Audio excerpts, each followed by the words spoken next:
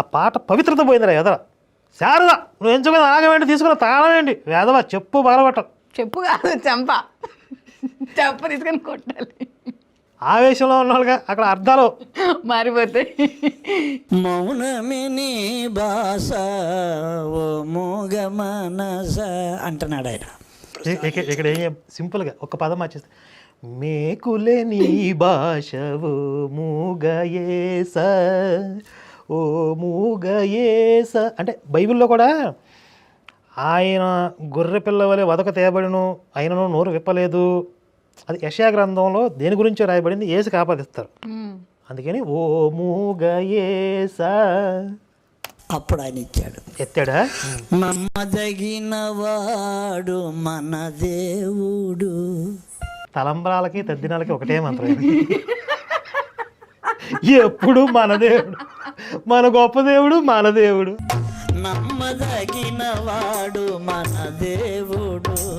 అసలు వీడు ఇప్పుడు దాకా శివాలెక్కి చిందులు దొక్కాను అది అని చెప్పి అన్నాడు కదా, యేసు మాత్రం పేరు చెప్తేనే. ఆ కూతురు తల్లి చెప్పిన సాక్ష్యం ఏంటి అసలు? మంటరగబ్బం కుట్టింది, కొబ్బరి నూనె రాస్తే నయమైపోయింది, అసలు కింద అక్కడ గాయం కూడా లేదు. అది చూస్తే ఎవరికైనా డౌట్ రావాలి అసలు. అవును, దొంగ మోహన్లారా అబద్ధం చెప్తారు. 2 బేకాలు చెరువు 2 బేకాలు అడగాలి కదా, అడగాల్సింది పోయి నమ్మదగినోడు మన దేవుడు అని పాట పాడుతాడు అంటాడు. నమ్మదగిన వాడు మన దేవుడు, ఎవరిని వీడువాడు నజరేయుడు, కనికరము సవయ్యా. ఏంది మళ్ళీ ట్యూన్ మారిపోయింది? కట్ చేశారు వీడియో, ఏదో కట్ చేసి పెట్టారు, మధ్యలో ఏం చేశాడు? బాపవయ్యా దేవాది దేవుడవు నీవేనయ్యా అంటే వాళ్ళ టెస్ట్ మనీల్లో అసలు మ్యాటర్ లేదు, జనాలకు పెద్దగా ఇంట్రెస్టింగ్ లేదు అన్నప్పుడు ఈ పాటలతో కొంచెం ఆ గ్యాప్ ఫిలప్ చేసుకుంటారు. అందుకే ఈ పాటలు ఈ మ్యాజిక్ షోలు రాను ఏం చేస్తున్నారు, నేను మంత్రగానే దయ్యాల కథలు చెప్తా ఉంటారు వాళ్ళు. జనాలకు ఏదో ఒకటి ఇంట్రెస్టింగ్ వాళ్ళని కూర్చోబెట్టాలి కదా. ప్రాణమున్నంత వరకు నీ పాటలే పాడతా, నీ దివ్య నామముని మహిమ పరుస్తా, ఇశ్రాయేలీలకు ఇలవేల్పొడవు నీవే అని వాడవాడలయందు నీ సాక్ష్యము చెబుతా. ఇది పాట అంటారా? అది సాహిత్యం అంటారా దాన్ని? అసలు ఇశ్రాయేలీలకు ఇలవేల్పా ముడి మీద దంతరు కదా, నిజమే. యేసు ఇశ్రాయేలుకి ఎలివెలుపు అంటే చెప్పినోడిని అన్నోడిని విన్నోడిని కూడా దంతారు. నాకు తెలియదు కదా ఈ విషయం. వీడి పాటలు ఏంటంటే మీకు అర్థమైపోవాలి వీళ్ళు ఎంత దారిద్ర్యంలో, ఆధ్యాత్మిక దారిద్ర్యంలో, భావ దారిద్ర్యంలో బతుకుతున్నారు.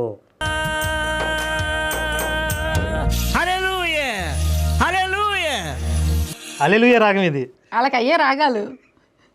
ఎప్పుడైతే ఇలా స్తుతించి ఆరాధిస్తున్నాను, ప్రాణం ఉన్నంత వరకు నీ సాక్షిగా, నీ పాత్రగా, నీ పనిముట్టుగా వాడబడతా. ఏంటి 2 పాటలు రాశాడు ఇప్పుడు అక్కడ? ముందు ఒక ట్యూన్ కదా, కంటిన్యూషన్ మధ్యలో వాళ్ళు కట్ చేశారు, ఇంకో పాట ఇది. 2 పాటలు రాశాడా? మిక్సింగ్ మరి వేరు వేరు. నువ్వు ఎటు నడిపిస్తే అటు నడుస్తా తండ్రి, నాకు సతీ వియోగం ఏర్పరచకు. సతీ వియోగం, భార్యను తీసుకుపోవటం, సతీ వియోగం ఏర్పరచడం ఏంటంటే వీడి దృష్టిలో విడిపోవటం. జనరల్గా సతీ వియోగం అంటే అర్థం, ఆ పదానికి అర్థం ఏంటంటే భార్య పోవటం. నాకు న్యాయం చేకూర్చు, నువ్వు న్యాయాధిపతి అని నేను అర్థిస్తున్నా, ఆరాధిస్తున్నా, ప్రభువును స్తుతిస్తున్నా, ప్రభువుని కొనియాడుతున్నా. అలాంటి సందర్భంలో ఒకే ఒక్క రాత్రి నా భార్య అక్కడ మందిరంలో నిద్ర చేసింది మళ్ళీ చేసింది. అప్పుడు తెల్లవారేసరికి పరిపూర్ణ స్వస్థత ఇచ్చేశాడు, తనకి తాను లేవగలిగింది నా భార్య. హల్లెలూయా. ఓహో, అంటే మధ్యలో ఏదో కట్ అయింది, మ్యాటర్ కట్ అయింది. పెళ్ళానికి ఏదో అనారోగ్యం వచ్చింది, అక్కడ నిద్ర ఆవిడకి కావాల్సింది అదే, ఆవిడికి అక్కడ నిద్ర చేస్తేనే సెట్ అయ్యిద్ది. ఇది కట్ చేశారు అంటే ఇందాడు తేలు మంటగబ్బం కుట్టింది, దానికంటే వరస్ట్ అయ్యి ఉంటుంది ఆవిడ చెప్పిన రీజను. కరెక్టేనండి, లేదంటే అలా కట్ చేసి పెట్టరు కదా. ఇప్పుడు అది పెద్ద రీజన్ అయితే అది ఉంచి అవసరం దీన్ని తీసేసేవాడు, ఇదే చండాలంగా ఉంది కదా. అంటే దీనికంటే వరస్ట్ రీజన్ ఏదో చెప్పి రాత్రి చర్చిలో నిద్ర చేసింది. మాంత్రికుడితో ఒకటి వీడియో, శివుడిని అమ్మవారిని తిట్టిన వీడియో మనం టెస్ట్ మనీ ట్రోల్స్ చేసిన తర్వాత వాళ్ళు కట్ చేశారు కదా, అలా దీన్ని చూసి ఎవరన్నా ఏంటి అని అనుంటారు, బాలేదో మనం ట్రోల్స్ చేస్తున్నాము వేసుకుంటారు దీన్ని అని చెప్పి ఏదో మ్యాటర్ కట్ చేశారు. మండ్రగబ్బది కరెక్ట్, కొంచెం పర్లేదులే అనిపించుంటది, దానికంటే వరస్ట్ అయ్యి ఉంటుంది ఆవిడ చెప్పింది. ఎంత అద్భుతం. తెల్లవారేసరికి లేవగలిగింది. నడిపించింటికి పంపిస్తానని వాగ్దానం చేశాడు తండ్రి. చూసారా, వీళ్ళకి ఏదో దిక్కుమాలిన రీజన్ చెప్తారు, రాత్రిపూట చర్చికి వెళ్ళి అక్కడ పడుకుని పొద్దున్నే వస్తుంది. అది అసలు ఉంచాల్సిన మ్యాటర్ ఇది కదా. ఇప్పుడు దాకా చెప్పిందంతా సోది, మెయిన్ కంటెంటే ఇది. దాన్నే తీసేశారు అంటే అది మీరే కరెక్ట్ అండి. అయ్యగారే కరెక్ట్, వీళ్ళకి అయ్యగారే కరెక్ట్. అలాగే నడిపించి ఇంటికి పంపించాడు. పొద్దున్నే పంపించేస్తారు, రాత్రి నుంచి పొద్దున్నే పంపించేస్తారు. ఇలా ఎన్నో అద్భుతాలు. అమ్మో, ఇలా ఎన్నో అంటే ఎన్నో రాత్రులు ఇలా అద్భుతాలు జరిగాయి. ఆశ్చర్య కార్యాలు, మరణాపాయములు, భయంకర వ్యాధుల నుండి విడుదల. నాకు మూత్రపిండాలు చెడిపోతే 3 రోజుల కటికి ఉపవాసం ఉన్నా, మందిరంలోనే పెట్టారు, ప్రార్థన చేశారు. నిన్నేం చేసుకుంటారా, నీ దగ్గరే ఉందిరా సెక్స్ అపీల్. ఆయనతో పాటు వైఫ్ కూతురు ఇద్దరు వస్తారు కదా. కరెక్టే, పాయింటే. పూర్తి స్వస్థత ఇచ్చాడు యేసు. ఈ దెబ్బలు తిన్నాడే నా కుమారుడు. వీడెవడు, ఇంకేదో జరిగింది, ఇంకేదో మనం వినకూడదు, వాళ్ళు చెప్పలేంది ఏదో జరిగింది. కట్ చేశారు దాన్ని. వాడికి 2 కాళ్ళు కూడా మేహ వ్యాధి చేత చితచితలాడుతూ దుర్గంధహితంపై చెడు వాసన వస్తూ చీము రక్తం స్రవిస్తూ ఉంది. అటువంటిప్పుడు ఏమిటి వ్యాధి అని చెప్పని అనేక మంది చూపించాం, అనేక మందులు వాడాం. ఎందుకు ముందు వాళ్ళందరికీ కూడా చర్చిలో తగ్గినప్పుడు ఆయన డాక్టర్ దగ్గరికి ఎందుకు తీసుకెళ్లారు, చర్చికి తీసుకెళ్లకుండా? లాజిక్ ఉండదుగా. నా శరీరం ముందు ఉన్నటువంటి బంగారం కూడా అన్ని రకాలుగా వాడేశాం, అయినా ప్రయోజనం లేదు. కుష్ఠ వ్యాధిలాగా తయారైంది. పరిశుద్ధాత్మ దేవుని పటం అలా ఉంటే ఆ ఫోటోను చూసి, తండ్రి వీళ్ళందరూ కూడా నిన్ను ఆనుకున్నారు, నిన్ను స్తుతిస్తున్నాను, నిన్ను ఘనపరుస్తున్నాను, నిన్ను ఆరాధిస్తున్నాను, నిన్ను కొనియాడుతున్నాను నేను కూడా. కనుక నువ్వు వాడికి ఆ వ్యాధి నివారణ చేస్తే వాడిని నీ సేవ కల్పిస్తా, మాట తప్పను అన్నా. అనేసరికండి తెల్లవారేసరికి పూర్తి స్వస్థత, బరువు తగ్గిపోయింది. ఇంతంత లావులున్నాయి కాళ్ళు, పూర్తి బరువు రక్తంతో ఉన్నటువంటి అవి మార్పు కనపడింది.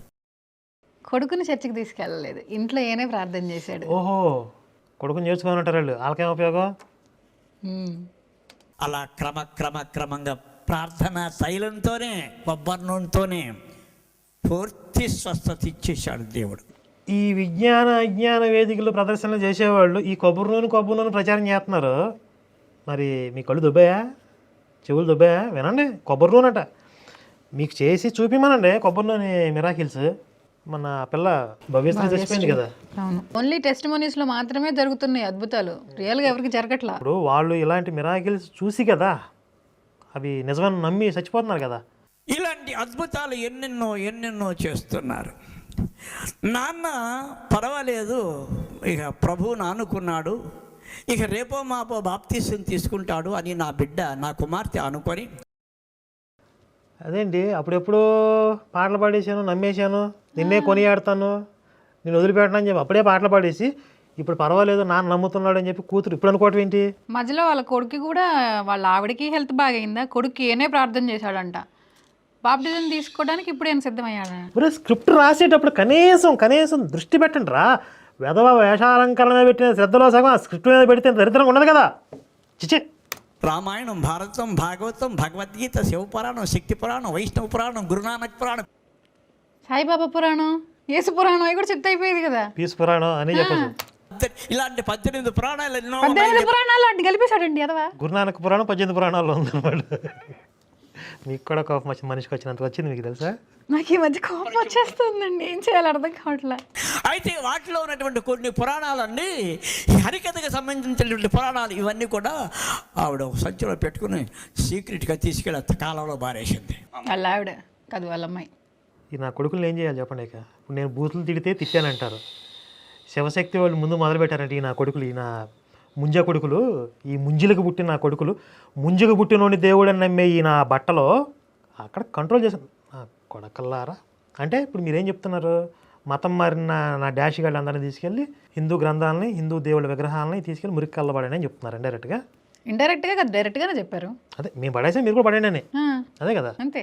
మరి హిందువులు ఇళ్ళకి వెళ్తే వాళ్ళు తిరగబడుతున్నారు, జై శ్రీరామ్ అనిపిస్తున్నారు, ఉత్తినే అనిపిస్తున్నారా? మీరు చేసి నా కొడకల్లారు, మీరు చేసే ప్రచారాల వల్ల కాదు. మీకు ఎంత డేంజర్, వైరస్ల కంటే డేంజర్ కదా మీరు. భారతదేశానికి పెట్టిన పెద్ద శని మీరు. అసలు ఈ నా కొడుక్కి తా అంటే తూ తెలియదు, ఇంట్లో 18 పురాణాలు ఎందుకు ఉన్నాయి అసలు? అవును, ఎందుకుంటాయి అసలు? అసలు గురునానక్ పురాణం అనేది 18 పురాణాల్లో ఒకటి ఉందంటున్నాడంటే వీడికి బేసిక్ కామన్ సెన్స్ తెలియదు అసలు వీడికి. నాలెడ్జ్, బేసిక్ నాలెడ్జ్ లేదు పురాణాల మీద అసలు. అంటే ఈ ఇంట్లో ఏ పుస్తకాలు లేవు, ఏ తోటకూరలు లేవు, కానీ క్రైస్తవుల్ని రెచ్చగొట్టడానికి వాళ్ళ ముందు ఈ దొంగ సాక్ష్యాలు చెప్తున్నారు.